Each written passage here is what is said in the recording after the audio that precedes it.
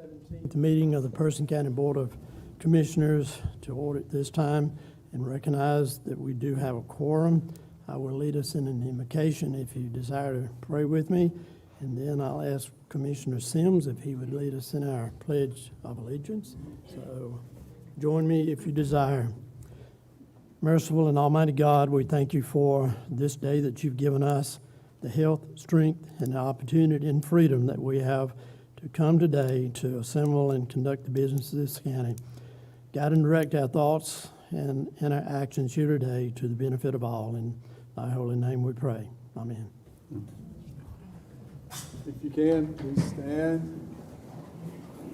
Like me, I pledge of allegiance. Salute. I pledge allegiance to the flag of the United States of America and to the republic for which it stands, one nation, under God, indivisible, with liberty and justice for all.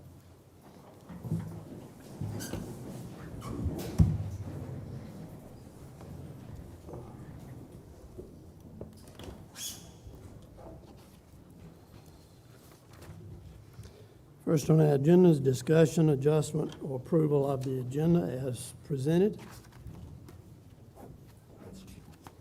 Any changes or comments? Hearing none, do we have a motion? Mr. Chairman, I move to make a motion that we approve the consent agenda. The agenda is written. We have a motion on the floor. All in favor say aye. Aye. Opposed, none. Motion carried.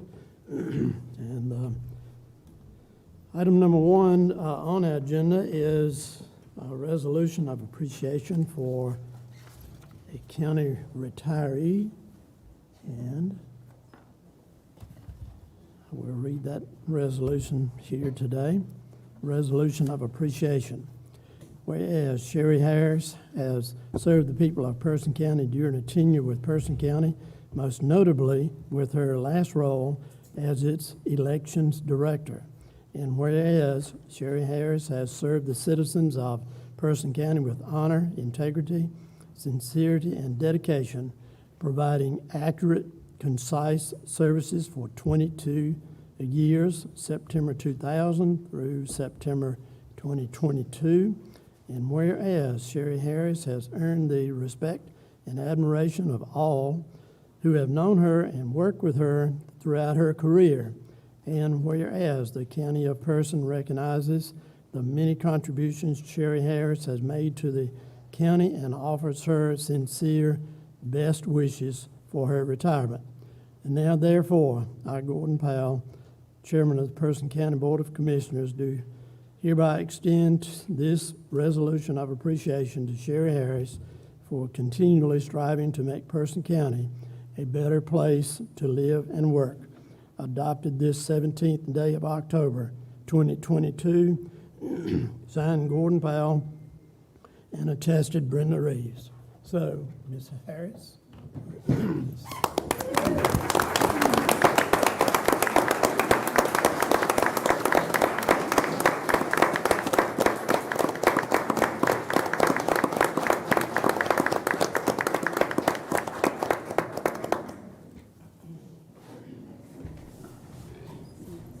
I just want to express my gratitude for the opportunity to serve with y'all in the government, in Person County government, and with all departments.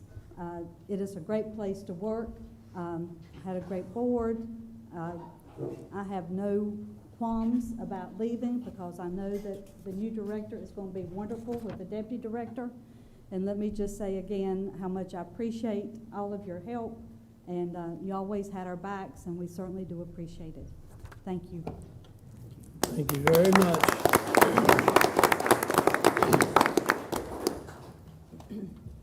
Item number 2 on the agenda is a public hearing. It's a closeout report. Do we have a motion to open the public hearing at this time? So moved. Motion to open the public hearing. All in favor, say aye. Aye. Opposed? None. Motion carried. So we are in the public hearing.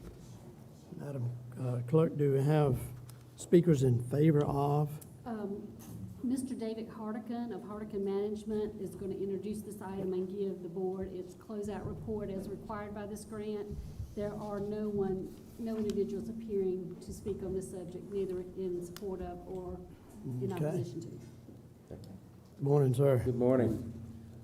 In 2018, the county received a $1 million grant from the North Carolina Department of Commerce in the form of a community development block grant. The county turned around and loaned those funds to Pollywood Incorporated, who were renovating a 444,000 square foot building on Jim Thorpe Highway. The intention of the project, Pollywood was to create 109 jobs, with 60% going to low and moderate income. Well, as it turned out, as of the 31st of July, they had created 248 new jobs, with 177 of them going to persons of low and moderate income, which is a percentage of 71.3. As a result, they invested the $1 million that was loaned to them into renovating the building. They also put in $3.2 million in those renovations, and then expended another $30 million for machinery and equipment. As it stands now, the project is currently being monitored by Department of Commerce. I asked permission to go ahead and start this closeout proceedings because they have the jobs and we want to close it in a good fashion. As soon as we receive a monitoring letter, and I've spoken informally with the folks at Commerce, they don't foresee any problems. But as soon as we receive that and address any items that may have come up, we'll be able to do a certificate of completion and a final closeout report, which I'll submit to Brenda for the chairman's signature. But it is a very successful project. Thank you very much. Good news to hear. This is informational, so it does not require a vote, but any commissioner comments? I just want to clarify, this was the original, the first Pollywood contract? Mhm. Okay. Right. The On the origination, job when they creation, first- yes. The first time Yes. they came to the county, Yes. not the subsequent, yeah. Yes. Other questions? Hear none. Thank you very much, Thank you. sir. Thank you. Appreciate the good news. This point in our meeting, we have informal comments, and I understand. I'm sorry. We need to close that. Oh, I'm sorry. Motion to close the All right. public hearing. Thank you, sir. We have a motion to close the public hearing. Any comments? Hearing none, all in favor say aye. Aye. Opposed, none, motion carried. Thank you. At this point, again, we have public comments, and Madam Clerk, do we have citizens signed up? Yes, sir, we do have 8 individuals signed up to speak to the board this morning. Okay. Does the board wish to set a time limit? 2 minutes, please. Yes, if you don't mind. All right. And IT, if you don't mind, give us a signal when those 2 minutes are up, Yep. and you'll do that. Thank you so much. We will And get remind our speakers that you are addressing the entire board, not an individual board member, and so please come forward. First All right, speaker. First on our list is Ms. Dorothy Wagstaff of Roxborough.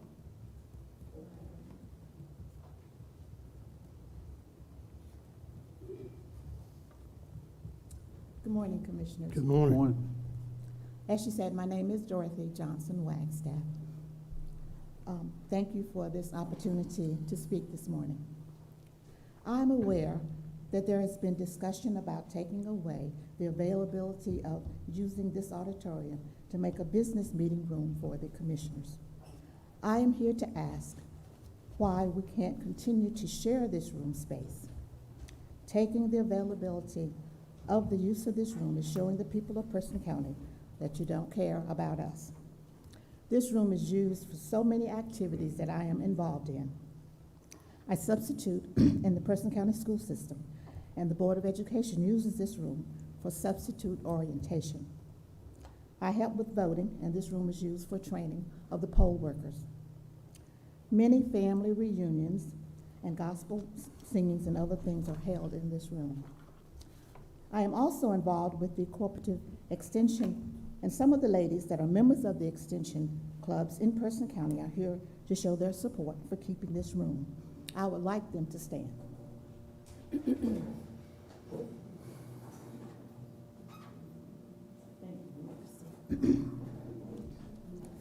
We've held our Pinto Bean fundraiser for the past 10 years in this room, and with the money raised, we helped this county. This past year, we donated $1,000 to help purchase the bookmobile. We hold our Aging with Gusto each year in this room, and we have monthly lunch and learns that we attend.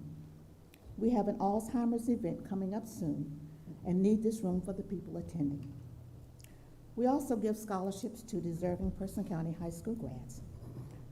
I am the ECA district president, and last year we held our district day here in this room. Some of our members are part of the Needleworkers Club. They made thousands of face masks during COVID for nursing homes, the hospital, and other Person County residents. Thank you. Thank you for your time. Thank you. Thank you. All right, next we have Mr. Ronald Epps of Roxborough. Disabled American Veterans, Person County, Chapter 72 here in Roxborough. I'm here this morning to thank the board for the resolution that will be read later about Operation Green Light for all citizens for the week of November the 7th to the 13th to have a green light inside or outside to honor veterans for their service. Thank you. Thank you, sir. All right, next we will have Mr. Philip Jackson of Roxborough.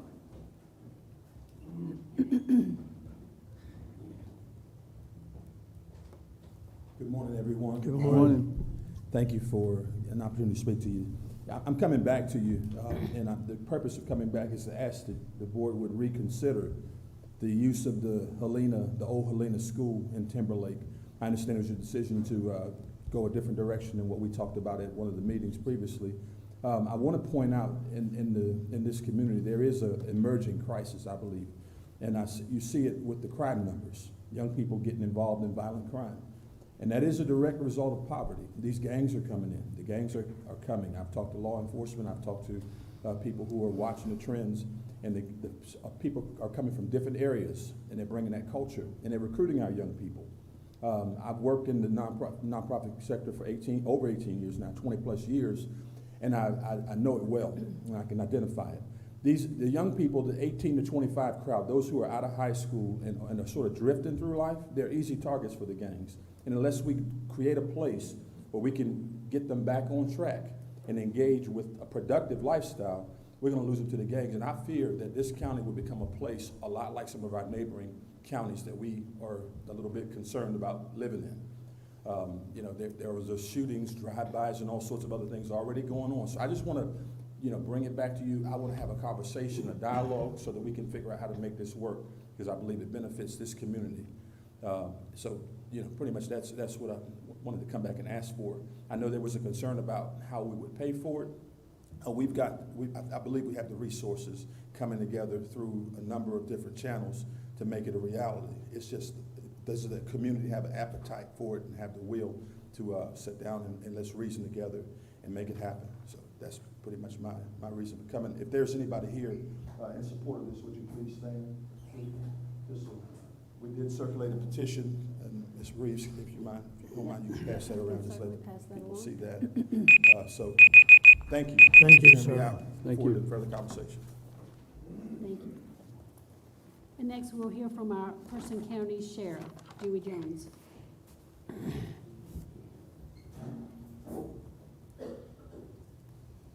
Good morning, Good Commissioners. morning. I'm actually here today just to make you aware of some issues that we actually have going on. County jail falls under me, but it also falls under you. We're at a point now in staffing on females that today we actually had to call in one of our female deputies was off today to come in to help cover. What we're fixing to have to do is start shipping our female inmates, and we have found, thank goodness, Granville County is willing to take them. It's going to cost us. Today we have 13 female inmates, so that's $520 a day because it's $40 an inmate. It's going to be a little over $15,000 a month. We have been working with HR and the county manager, and I know we got plans in the future of doing some more studies about helping get pay raises. One reason that Granville County, because every county is struggling, but Granville County and Caswell County on both sides of us have already addressed the issue on getting pay up. Granville County did a $5,000 sign-on bonus. They got 10 applicants, viable applicants, right away. We're at the point now, like I say, you by statute are gonna have to come up with the money. We as citizens is gonna, it's gonna cost us. So we can either pay our folks to try to get employees employed, or we're gonna help Granville County's tax base. But I just wanna let you know where we're at. And it's, thank goodness we're full staff as deputies, but our detention staff, we're 13 short. And we only have 26, so that's getting to be a critical point. And I know every business around is struggling hiring folks, but when our folks can go to Track Supply and other places making more money, the job is hard to recruit. And thank you for your time. Thank you, sir. All right, and next we will hear from Ms. Louise Oliver of Roxborough.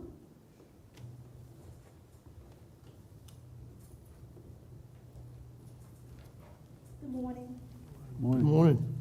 I'd like to thank you for giving us the opportunity to speak. Some of you have been figureheads in the Person County community. I'm talking about the rumor I'm hearing about this auditorium becoming a permanent space for the county commissioners.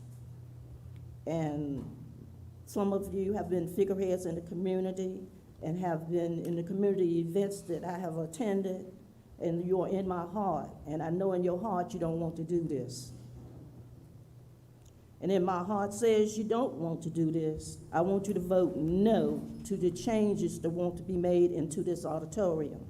You have voting facility here has been moved, and this is almost like the largest precinct. You have the ECA events to be participating in this space. You have churches, gospel groups. You have Agent with Gusto. You have farmers breakfast. You have too many events that the Person County does not have space for outside this building. We don't have an opportunity to go anywhere else. So why would anybody even think of making this space an office building when you have space upstairs? Why don't you knock out a wall upstairs? Move some of those empty spaces from the elevator to your own office. Thank you. Thank you. All right, next we'll hear from Ms. Lori Browning of Ridgemont.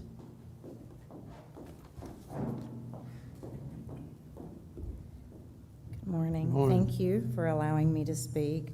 I am also a member of the ECA here, but we're also citizens of Person County. And I just want to say that I've attended numerous events here on many different occasions, and I agree with what Louise said. Where are we to go? The county, are they to rent places for us to go to hold these events?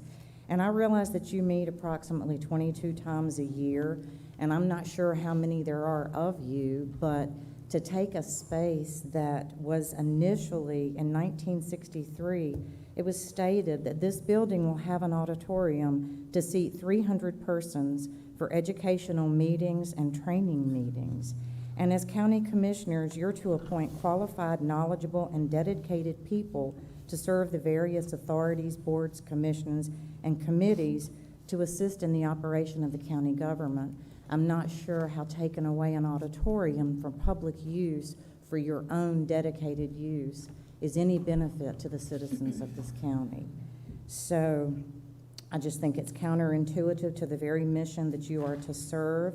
You're here to serve the county, assist in the operation of the county government. This would not be helpful to the staff in this building, nor would it be beneficial to the citizens of this county. Thank you for letting me speak. Thank you. And next we'll hear from Cheryl Center of Roxborough.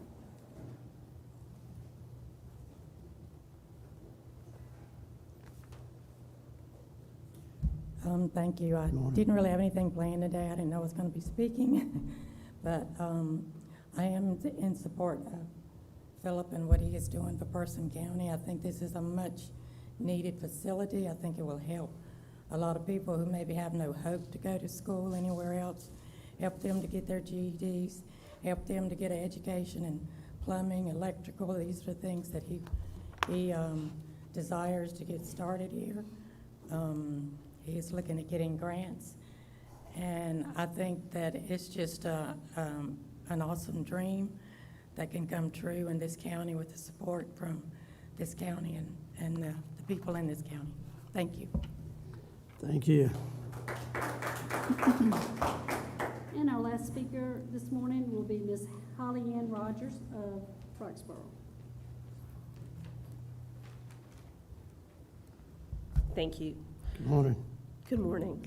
I'm here today to share information on the possibility of your decision about a community pool.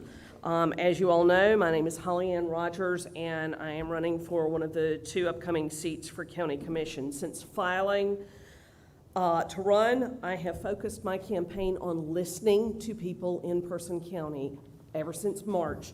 And far and away, the biggest response that I have gotten from people when I ask, what does this county commission need to do, get us a public pool, has been the #1 answer I've gotten. I know that you all have significant federal funds that you are deciding what to do with. I would ask that you consider a community pool. I know you've talked about a splash pad, but y'all, this is a safety issue. We have children in this county who need to learn to swim. We've got all of these recreational lakes. And recently in a candidate forum, sheriff's candidate Skeet Wilburn mentioned how we have people drowning in our recreational lakes every single year.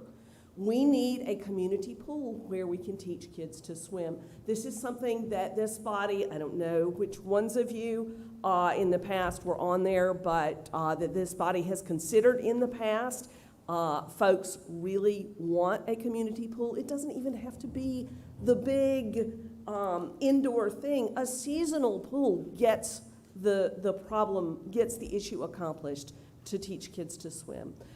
This is something that you have the funds, you have the opportunity. I would urge you to please get our citizens a community pool. Thank you. Thank you.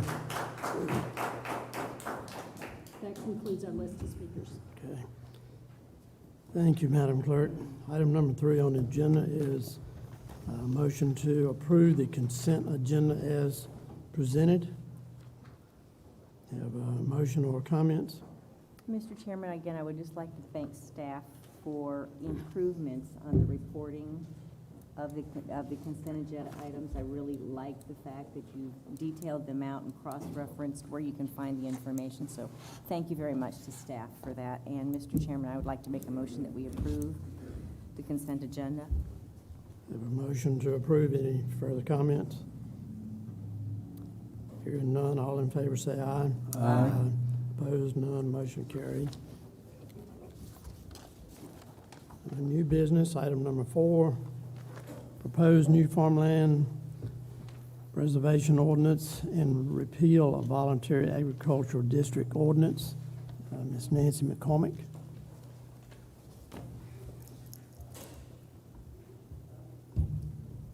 Good morning, Commissioners. Good morning. I'm here today with Norman Boyette, who is our current Ag Advisory Board Chair.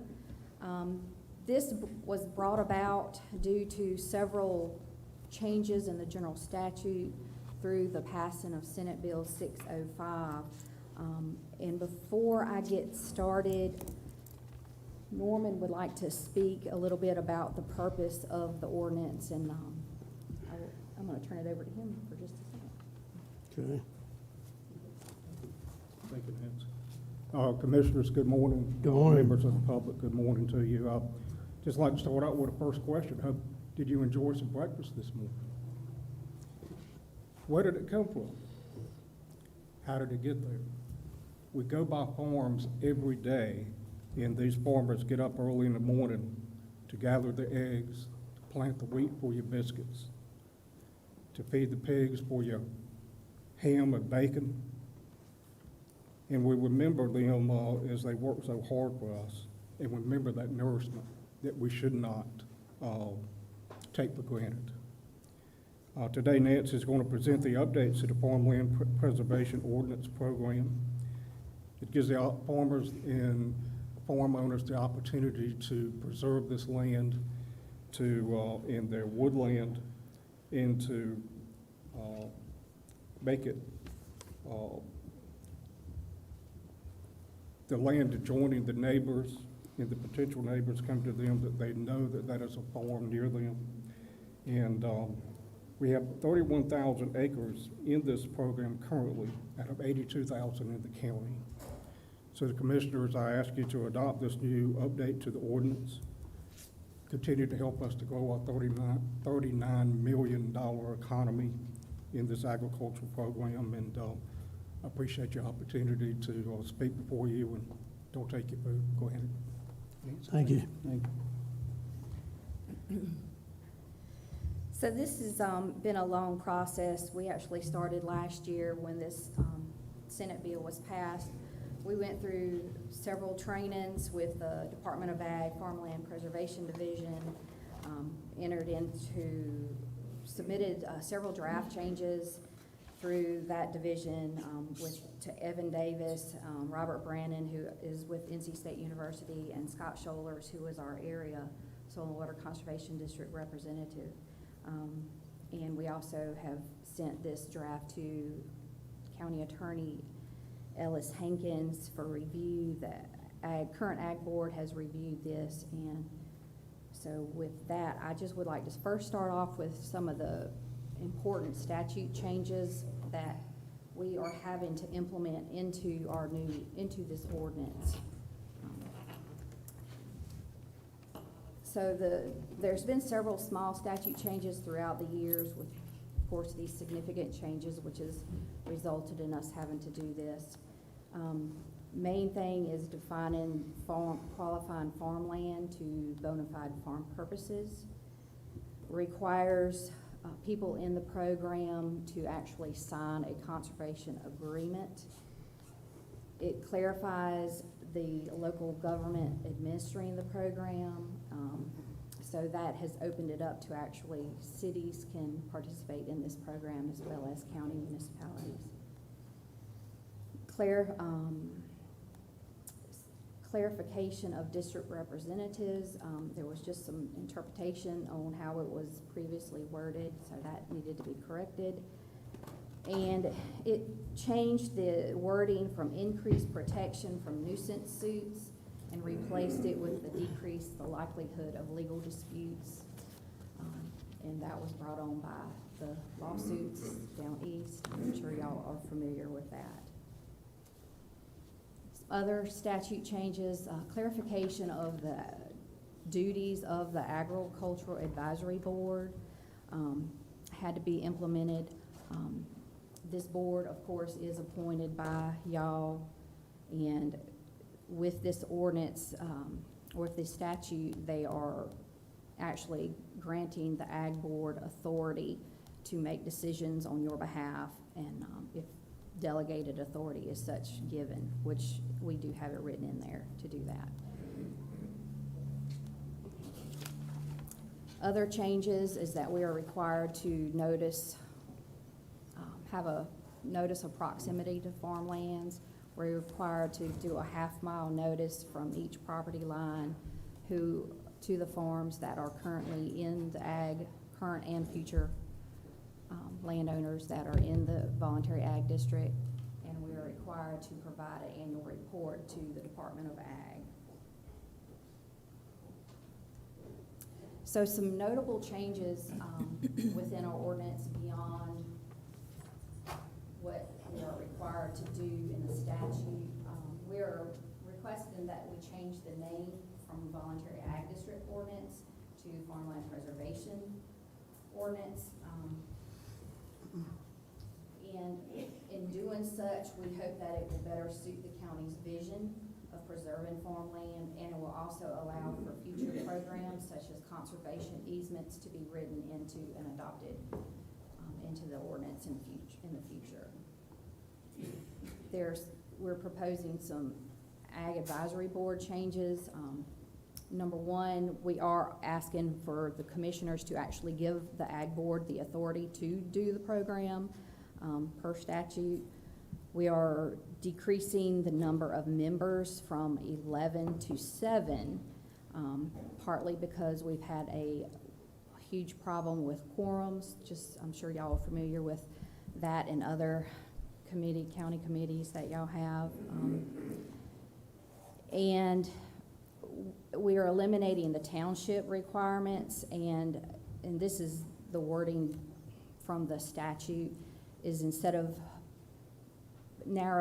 having each member of the town represented, to have it worded as that all segments of agriculture production to be represented to the extent possible. We are adding a clause for resignation and removal to remove board members who do not come to at least 25% of the meetings or who miss 3 consecutive meetings. There's wording that has been added that the Ag Advisory Board will oversee the Farmland Preservation Plan.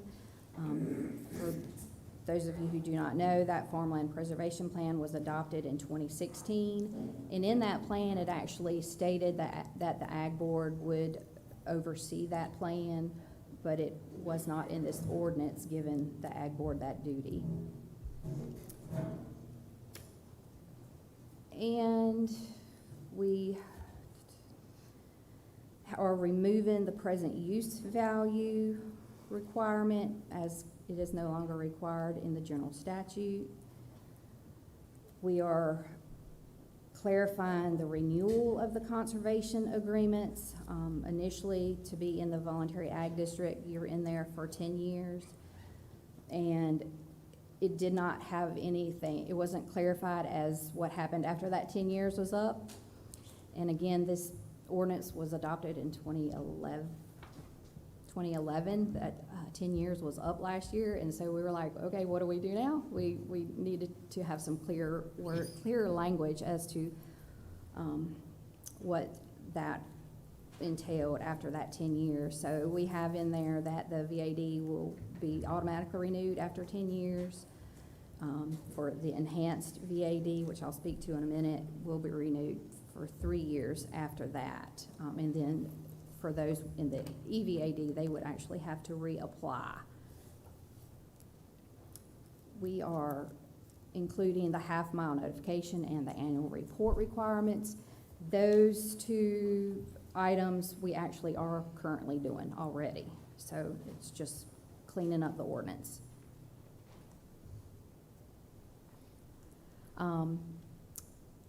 The major thing that we are implementing with this new ordinance is we are adding an enhanced voluntary ag district program, which is, they have the same benefits as being in the regular voluntary ag district, except this is irrevocable for 10 years.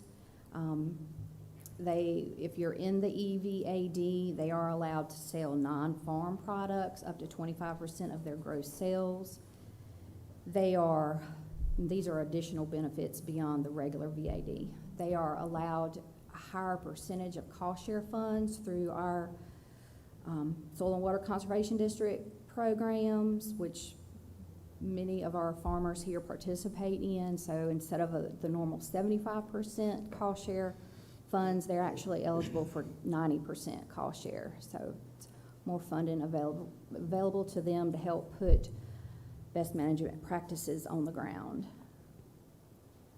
Additionally, they are given priority consideration towards grants through the NCDA, and that main grant would be if they wanted to participate in a easement program. Being in the EVAD gives them a higher ranking for that grant program.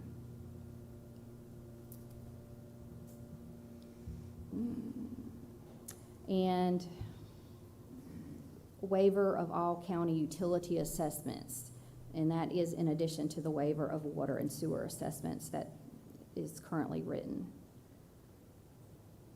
And the main difference is with the EVAD, because it is irrevocable for 10 years, that agreement is actually recorded with the Register of Deeds. So that is my presentation. I think y'all were sent the previous ordinance and the current ordinance. I will try my best to answer any questions if y'all have any at this time. Maybe a comment, maybe a question, I'm not sure. And Mr. Boyette, the answer to your question is yes. I did enjoy my breakfast this morning, eggs and bacon. Thank you. Thank you, Ms. McCormick, for bringing this to our attention. Simply put, this is bringing you and your department and the county into compliance with statute. Correct. And compliment you for doing that and going forward. I have no opposition to this whatsoever, and would again like to bring to the attention of our citizens that agriculture puts about, I'm thinking last count, $94 million per year into Person County's economy, and that's big. It's important, and at the same time, we're coming in line with the land use plan that you spoke of that we have approved earlier. So all of these are coming together, and I thank you for getting this done, and look forward to the new organizational structure and working with you in the future. Any other comments or questions from commissioners? Mr. Chair, I just have a question and comment. First of all, I am concerned about our agriculture, our land, our farms being soaked up with possible development, and then where are we going to get our veggies? Where am I going to get my eggs and bacon? It is a concern. I have a question when we talk about irrevocable for 10 years. You know, that's a long time for someone to be committed to say that for 10 years, I'm going to be part of this program.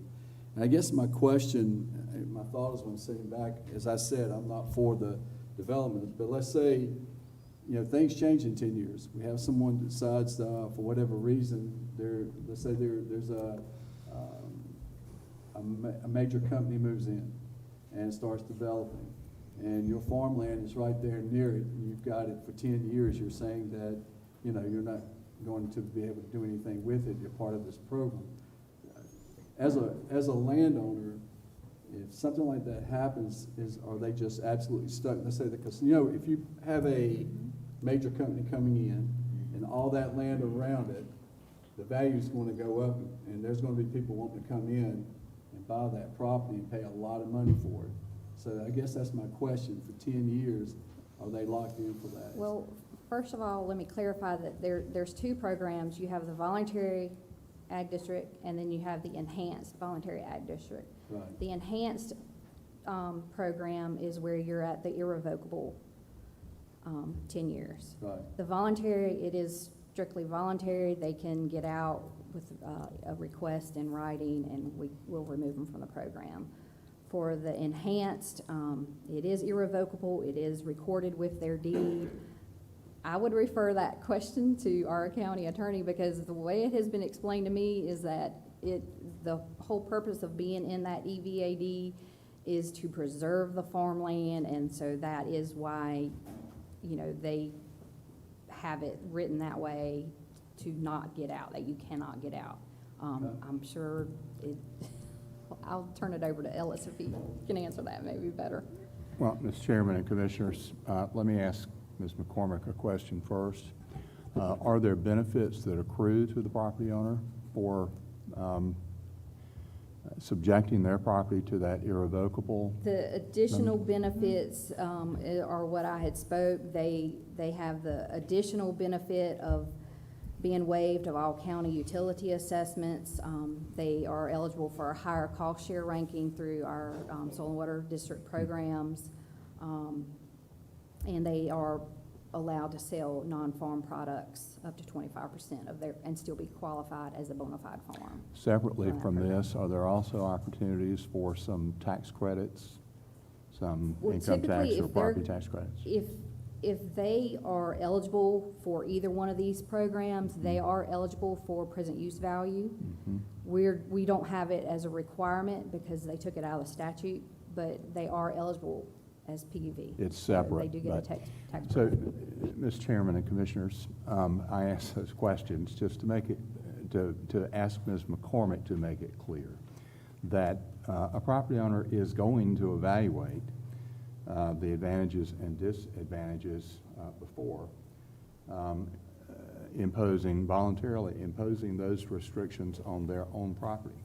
But once they've done that, just like with other decisions that the law allows for a property owner to make their property subject to some limitations or restrictions, it's a rational decision. And it is binding for a 10-year period. I can look back at the statutes and see if it says anything about somehow undoing that. I'm not aware that the statute provides for that. But, 10 years is not forever. It is a significant period of time, but some benefits accrue from that decision also.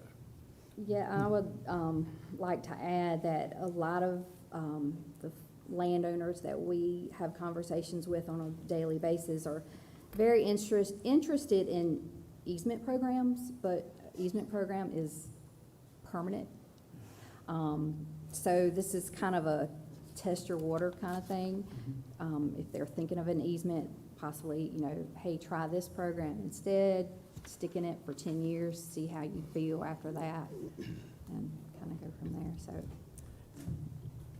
Ms. McCormick, if the property ownership changes during that 10-year period, does the new owner have the option of choice then? No.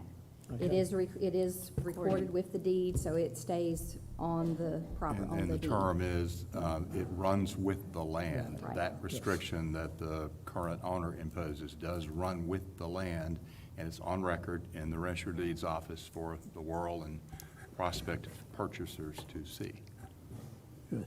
Can you further clarify with the 10 years you have automatically renewed for 3 years once? So in the standard VAD program, they'll automatically be renewed after the 10 years. So every 10 years, we'll automatically renew them in the program unless they tell us they don't want to be in it anymore.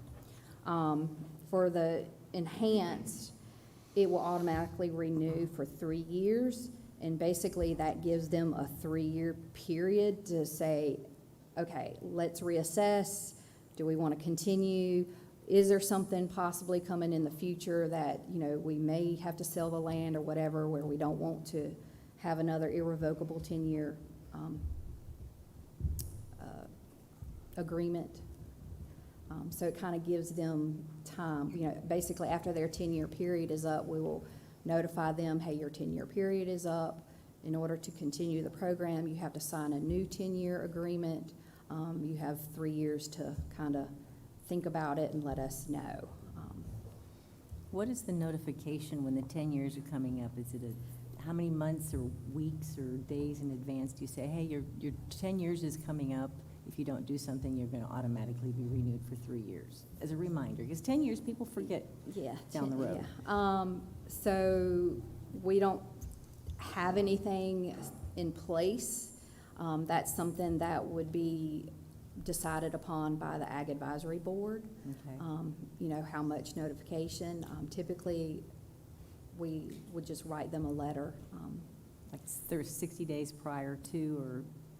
I mean, I would can think that some certainly, kind of yeah. policy would be good to add to that locally for people, because I can just see people going, wait a minute, I forgot.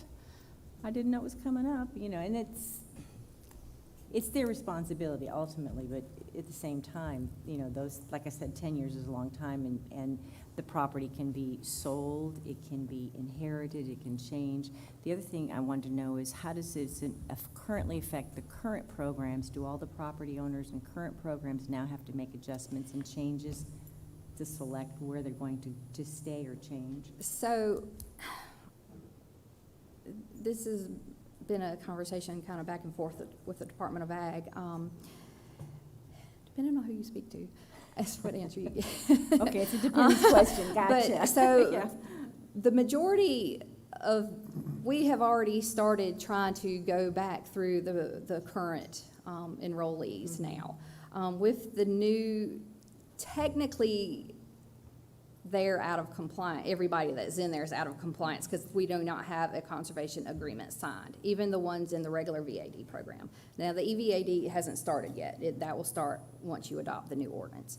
But, so, and we're going to be writing letters and sending out agreements to everyone in our program to try to get that situation remediated.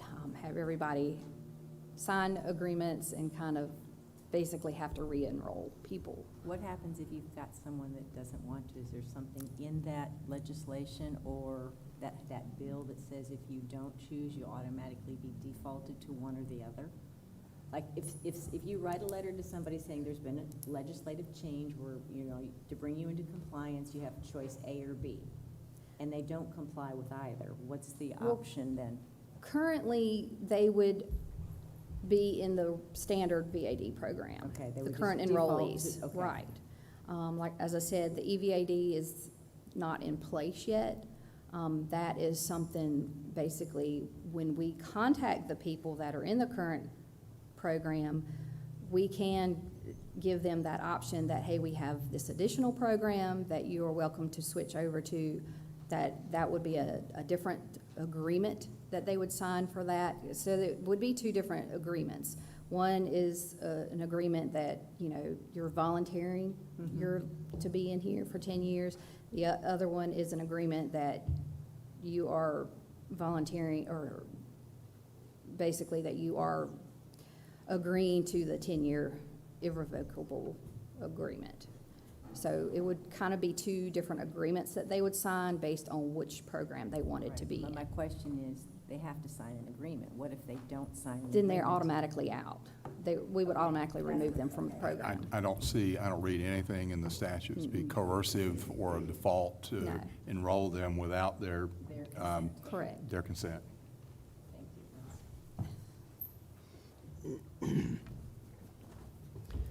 Any other comments or questions? Mr. Chairman, if I may, to follow up on Please. your initial comments, I have had several discussions about this with Ms. McCormick. I want to commend her and the advisory board for their work. The General Assembly did make some significant changes in the law last year. In my reading, and I suggested some minor changes to the draft, the first one I saw. Those have been made. So it is my opinion that everything you see in this proposed ordinance is consistent with the law. And the policy considerations are yours, but from a legal perspective, it is ready for adoption by the board if you see fit. Questions? Comment? Hearing none, do we have a motion to adopt the preservation ordinance as stated? And we have a motion from Mr. Chairman, that Do we motion have- includes. Do we have to adopt the ordinance and repeal Yes. the BAD? Okay. That's the motion. Are we clear on the motion there, Madam Clerk? Yes, sir. All right.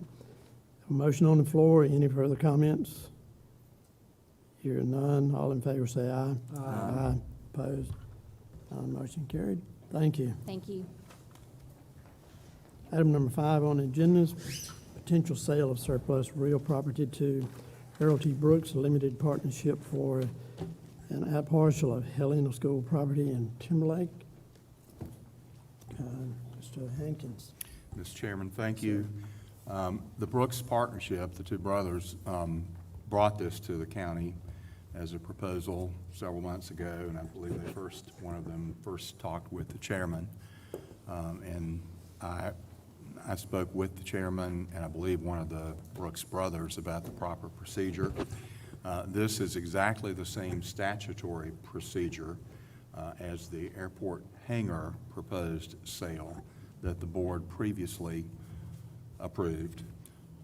The statutes did not allow the county to just, in most circumstances, sell a piece of real property owned by the county to a buyer that the county selects.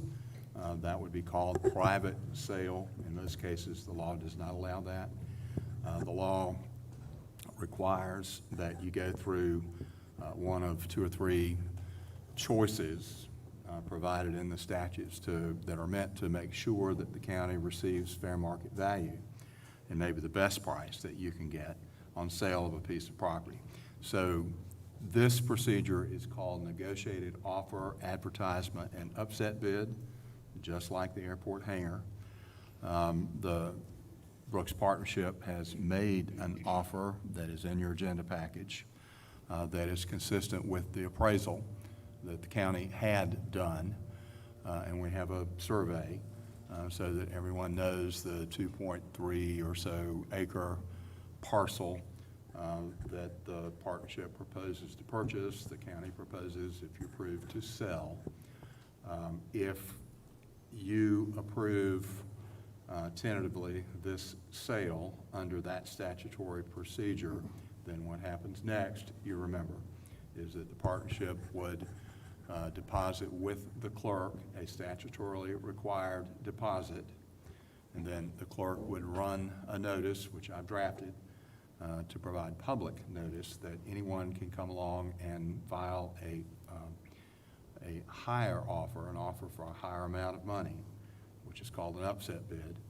And if someone does that, then that person becomes the qualified purchaser, but if not, the original offer stands and the process and the sale will be consummated.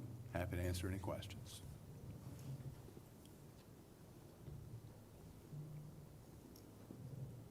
Any questions? Attorney Hankins? My understanding, what I just got off of you, and I did my homework here. We've talked with the appraiser that we used. We paid for the appraisal. We did, but we made it clear to the Brooks Partnership, the 2 brothers, that their offer should include both the appraised fair market value, and thank you for raising the question, I should have said that, and also our cost of the survey and the appraisal, and their offer does include those 2 items. Thank you. Thank you. And which is summarized in the packet. Yes. Right, those numbers. Any other comments or questions? Mr. Chairman, I would like to propose that we table this until the next meeting for a decision. I have a motion to table. Any other motions or comments? Mr. Chair, I'd just like, is there a reason why we want to table it? Yeah, I think there's forthcoming information that we may be getting that we need to consider on this site. So I would like to propose that we hold off until the next meeting when we have more information to make a decision on whether to accept this going forward or not. Mr. Chairman, procedurally, whatever the board does about this motion on the table, whenever you do vote on this matter, well, let me take back what I was about to say. The statute says with respect to an ordinance, which this is not, then it's adopted on, it has to be adopted on the first reading by unanimous vote. That doesn't apply to this, now that I think about it. So the board can consider this matter whenever you'd like to. Chairman Powell? Yes, sir. In talking with the appraiser, he advised me that this 2 acres is a septic tank drain field. So maybe that will be part of your answer. It's unusable land. No. Okay. I just think there's going to be further discussions about this potential property, and I would like to hold off until we have more information. I think we're going to be getting that information this week, and I think it behooves us to just wait to get all the details before we make a decision. I'm just asking for just a slight delay in making a decision on this proposal.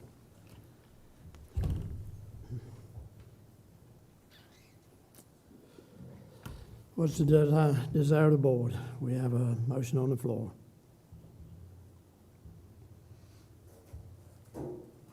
Hearing none, For a vote, sir? Are you calling for a vote? I am. No, if no further comments. All in favor of tabling till the next board meeting, say aye. Aye. Opposed? None, motion carried. Item number 6 on our agenda is proclamation for Operation Greenlight. Proclamation by the Person County Board of Commissioners on Operation Greenlight, whereas the Person County Board of Commissioners desires to celebrate a new national collaborative initiative to support military veterans and raise awareness about the challenges veterans face, and whereas by calling on the community to go green for veterans by shining a green light to let our veterans know they are seen, appreciated, supported, and whereas the Person County Board of Commissioners encourages businesses and residents to go green by lighting one light bulb in your business or house, whether interior or exterior, for neighbors and passersby to see and spark a conversation.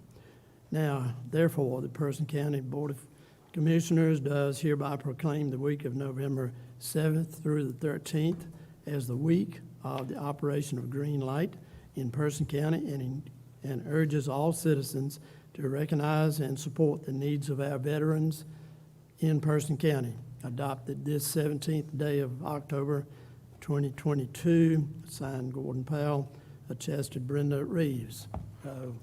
Veterans, thank you all. Any comments related? Anyone here to accept this proclamation?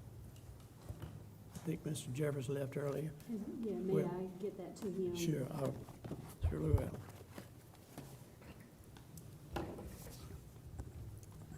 Chairman, it is a board resolution. Would you like a motion? Motion to vote by approve board? the resolution. Okay, have a motion to approve the resolution. Any comments? Hearing none, all in favor say aye. Aye. Opposed? None, motion carried.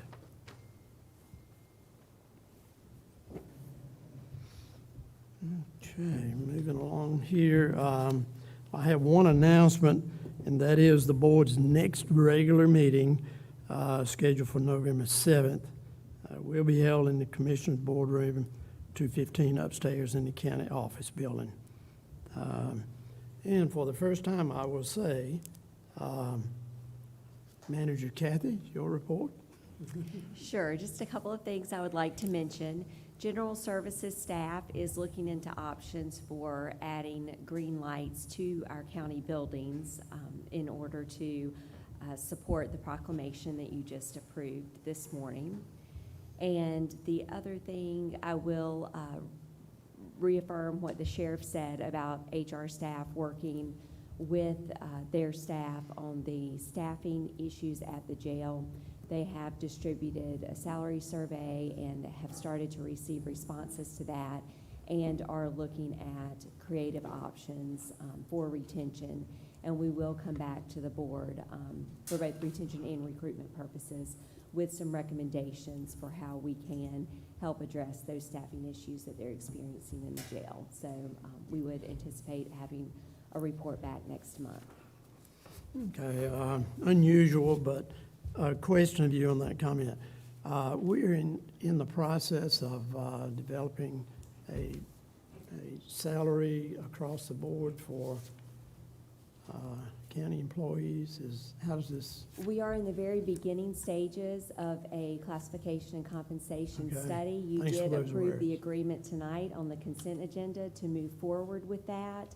We have had initial meetings with our consultants, and the timeframe for completion of that study is early January, so that we will have the results to consider in the next budget process for fiscal year '24.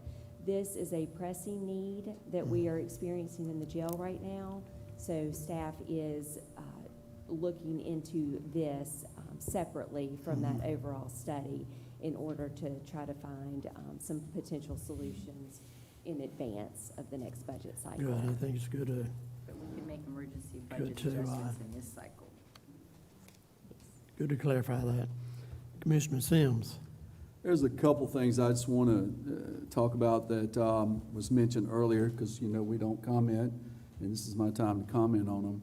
First of all, I think we certainly have issues that's been expressed with the Sheriff's Department, certainly with the detention staff, and having to move inmates to another county is a concern, and I certainly think that's something we need to look at, and looking forward to when we hear what the salary increases in the general, what's happening around us and what we can do.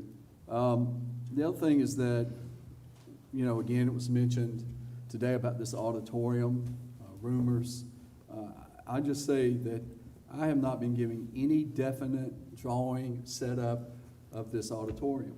It is something that was discussed. We looked at a couple of drawings, and you know, if we can knock a wall out and make more room, let's take a look at that. All of that is early stages, and we just have to get more information back. One thing's for sure, when I look out here at our audience, our citizens, we had a packed house. If we'd have had to put all these people upstairs, there would have been people standing out in the hallways. So it is something we need to look at down the road, but we have not made a definite decision of what's going to happen in this auditorium.